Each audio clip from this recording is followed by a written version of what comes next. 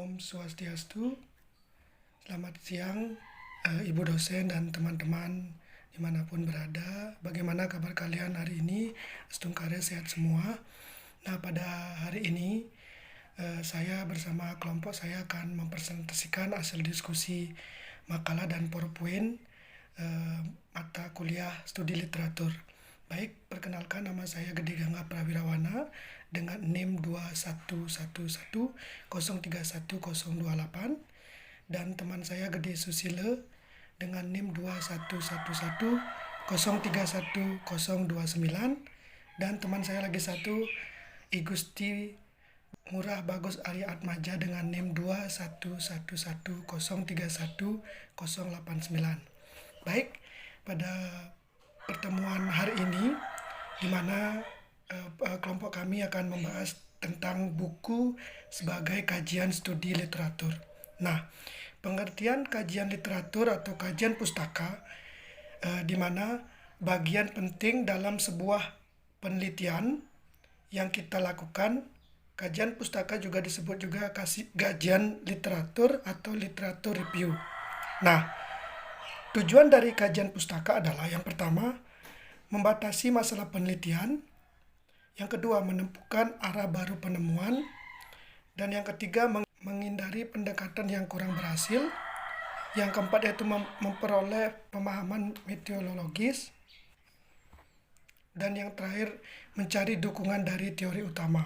Nah, materi selanjutnya yaitu buku akademik. Buku akademik merupakan tulisan bergenre ilmiah yang ditulis untuk mengekspresikan pemikiran intelektual dalam suatu disiplin ilmu tertentu.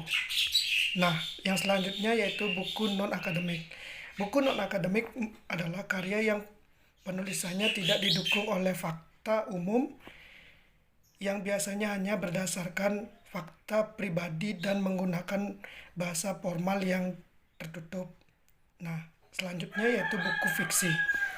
Buku fiksi merupakan buku yang berisi cerita, sifatnya imajinatif. Menurut KBBI atau Kamus Besar Bahasa Indonesia, kata fiksi berarti cerita rekaan atau khayalan yang tidak berdasarkan pada kenyataan.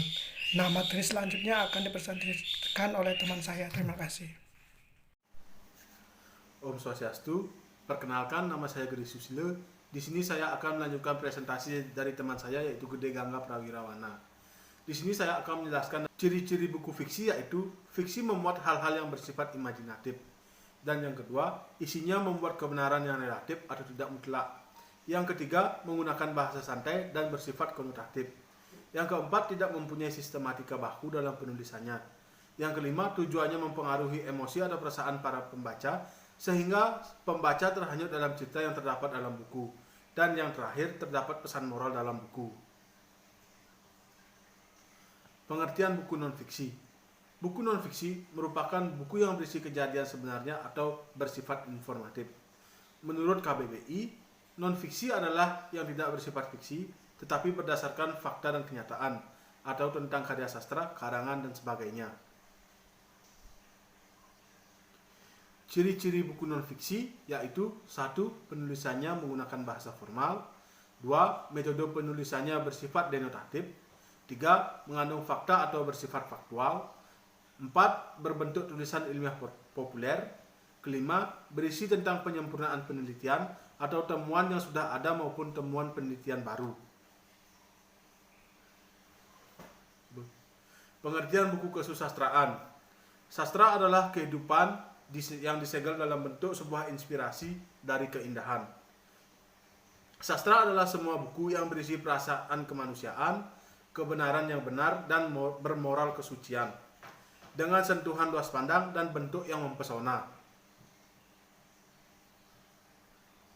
Ciri-ciri sastra. Isinya dapat menggambarkan akan manusia dengan berbagai bentuk permasalahannya. Terdapat tatanan bahasa yang baik dan indah. Cara penyajiannya dapat memberi kesan dan menarik bagi para pembacanya. Sekian presentasi dari saya. Selanjutnya, materi akan dilanjutkan oleh Kakak Arya. Untuk Kakak Arya, silakan dilanjutkan. Om Swastiastu. Baik, di sini saya akan melanjutkan presentasi dari Gede Susila. Berikutnya ada fungsi sastra. Pertama, fungsi rekreatif.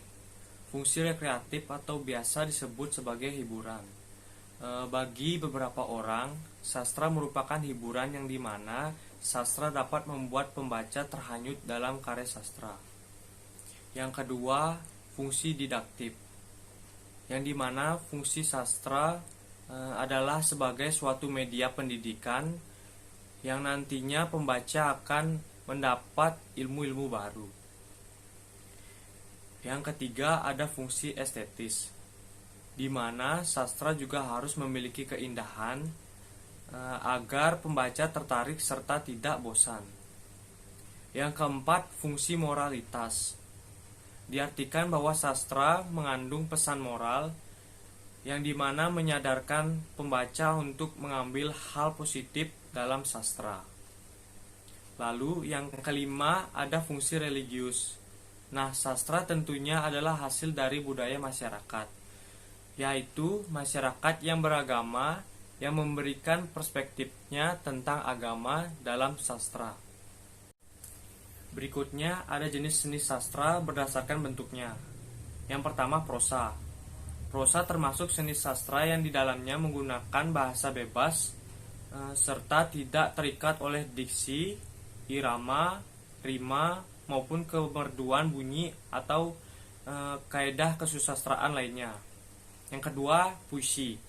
Puisi diuraikan oleh kata-kata pilihan, diksi, dan memiliki ciri pembahasan padat tapi indah.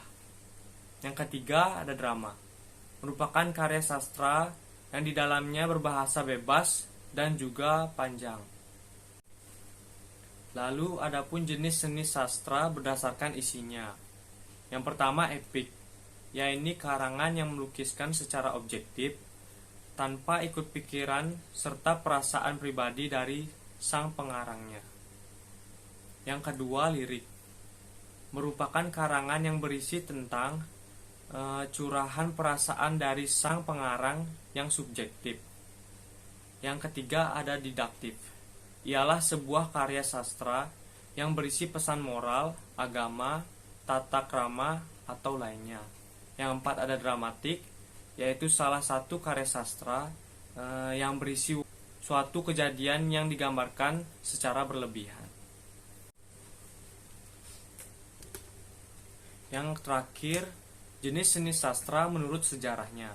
Yang pertama, sastra lama, merupakan suatu karya-karya sastra dari sastrawan yang di zaman kerajaan ataupun ketika masih belum masa pergerakan nasional. Yang kedua, sastra modern, yaitu salah satu karya sastra pada kehidupan masyarakat modern seperti saat ini. Sekian presentasi dari kelompok kami. Selebihnya jika ada salah kata, kami mohon maaf. Kami atur untuk Prama Santi. Om Santi, Santi, Santi Om. Selanjutnya, jika ada yang bertanya atau mau menambahkan maupun memberikan tanggapan, waktu dan tempat dipersilakan.